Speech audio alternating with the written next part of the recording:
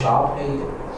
अभिशाप से भी बढ़कर अभिशाप है। काम करते थे तो मैं वो दिल्ली में स्कूल में गई थी, तो स्कूल में मैं 2-4 दिन गई होंगी, तो वहाँ पर ही मेरे साथ 2 लड़कों ने रेप किया मेरा। मुंबई में मैं आई तो मुंबई में मैं 2 बार, मतलब एक बार मुझे एक लड़का आया, डायरेक्ट चाकू दिखाया, चाकू दिखा के मेरे पर रखता, बोले बैठ रिक्शे में। दर्द हो। आज मेरा बॉयफ्रेंड मेरे साथ इतना जुल्म किया, अगर मेरे माँ बाप होते तो कर सकता था वो। नाम सोनम खान है, मैं अलीगढ़ से हूँ और अभी मुंबई में रहती हूँ। अपने बारे में बताइए सोनम जी। मैं एक मेकअप आर्टिस्ट हूँ और भी बहुत सारे, मैंने बचपन से बहुत मैंने तकलीफ़ उठाई।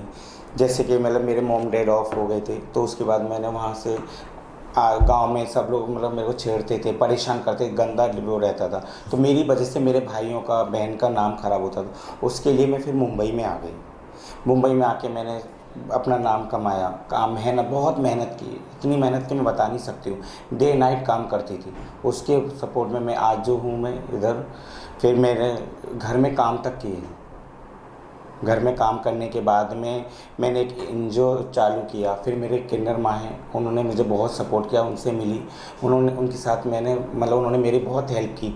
यहाँ तक कि अभी लॉकडाउन में जब राशन तक सब परेशान थे, वो सबके घरों में राशन बांटते थे और क्या नाम, सबकी मदद करते। कोई परेशान है तो उसको पैसों से मदद करते हैं, कोई बीमारी उसको हॉस्पिटल में मदद करते हैं, पुलिस का कोई प्रॉब्लम होता है तो उसको वहाँ जाके सपोर्ट करते हो, वो सबकी मदद करते थे।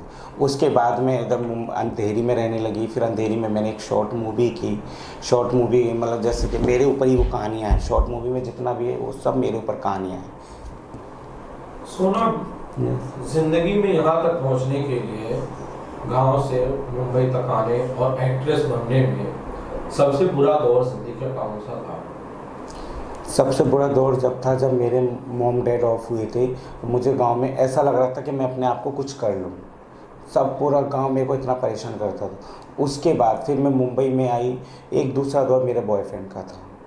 वो, उसने मुझे चटके दिए, उसने मारा, उसने मुझे यहाँ तक कि डिटॉल तक पिलाया शहद में डालकर। वो दिन मैं आज भी वो याद नहीं।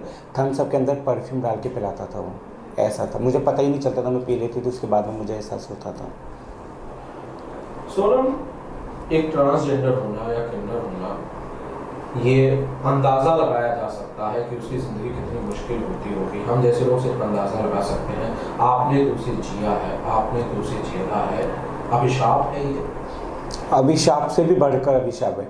हम अपनी ज़िंदगी से हंसकर, अभी एक काली लड़की होगी या काला लड़का होगा, उसको साथ में लेके कोई भी घूम सकता है। हमको हमारा बॉयफ्रेंड को छोड़ दो, घर वाले तक, घर वाले छोड़ दो, आज पड़ोस वाले भी साथ में ले जाने में डरते कि अरे सामने वाला क्या सोचेगा, क्या देखेगा, क्या नज़रिया रहेगा, कि हमको सब देखते हैं अलग नज़र से। तो उन लोग तक को गिल्टी फील होता था कि यार इनके साथ कैसे ले गए, हमको साथ में ले जाने तक में बुरा लगता है जिसको, तो सोचो हम कैसे जीते होंगे।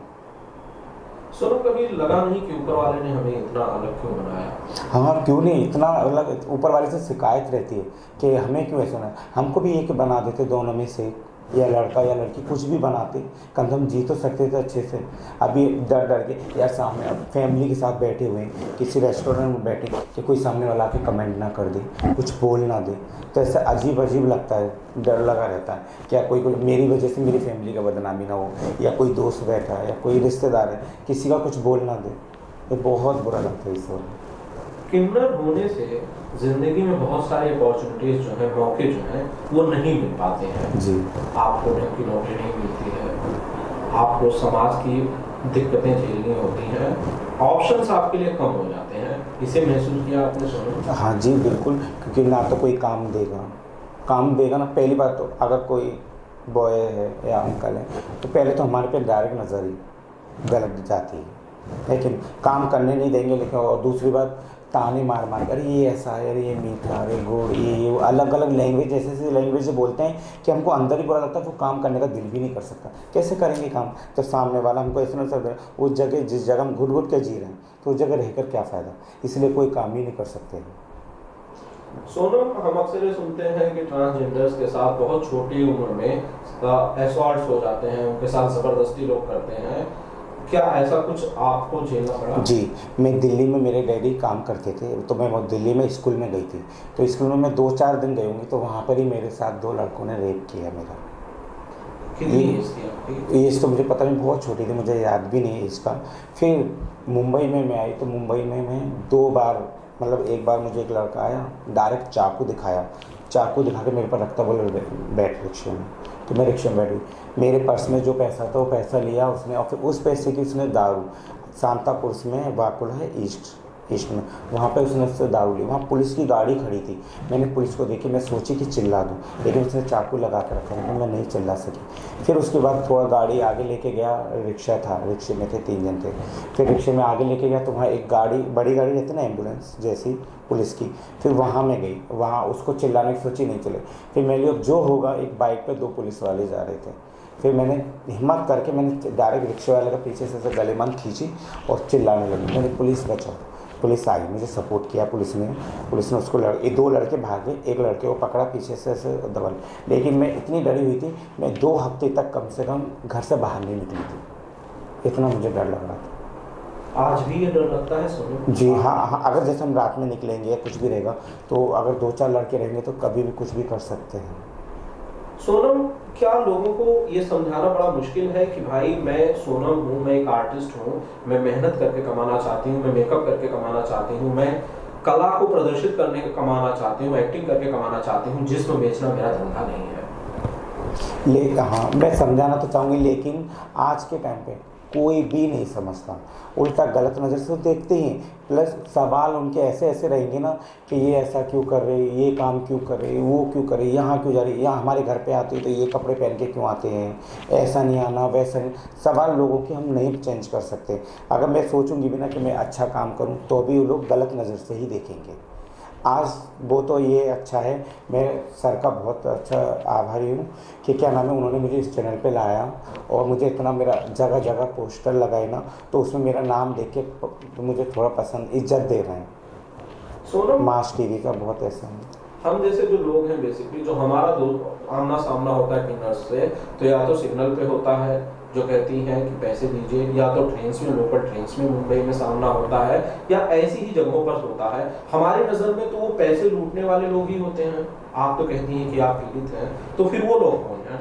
नहीं देखो, पैसा तो कोई नहीं, सबकी मजबूरियाँ होती हैं, उनकी वो मजबूरी, लेकिन उनमें कुछ लोग चीटर रहते हैं, जो चीटिंग करते हैं, जो नकली बने रहते हैं, वो चीटिंग भी करते हैं, वो लोग रहते हैं, तो उनकी वजह से नाम दूसरों का भी खराब होता है।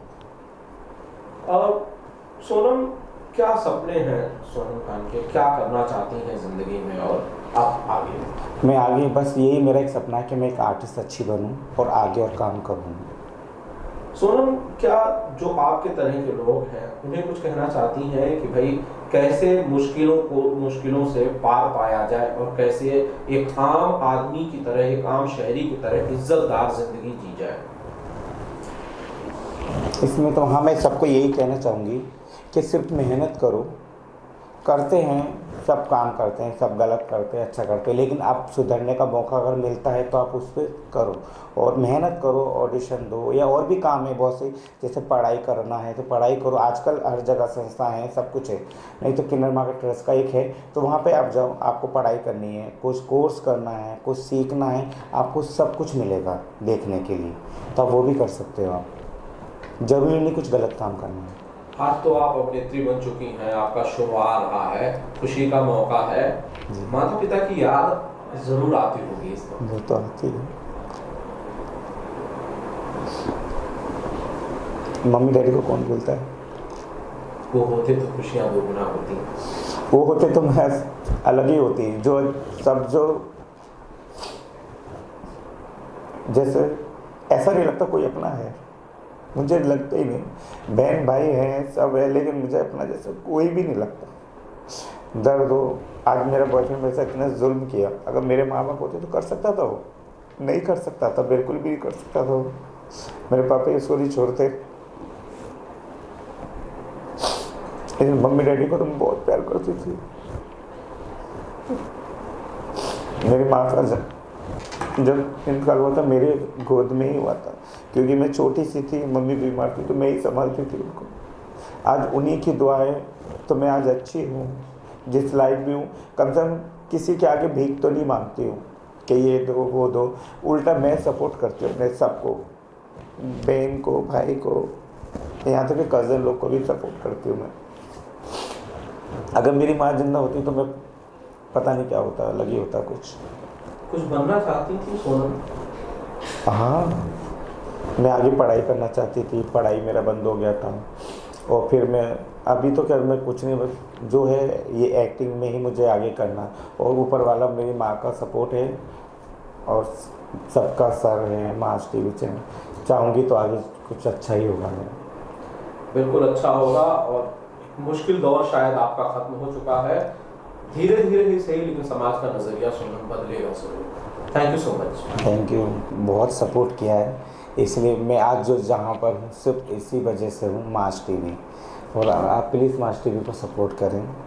Okay, thank you.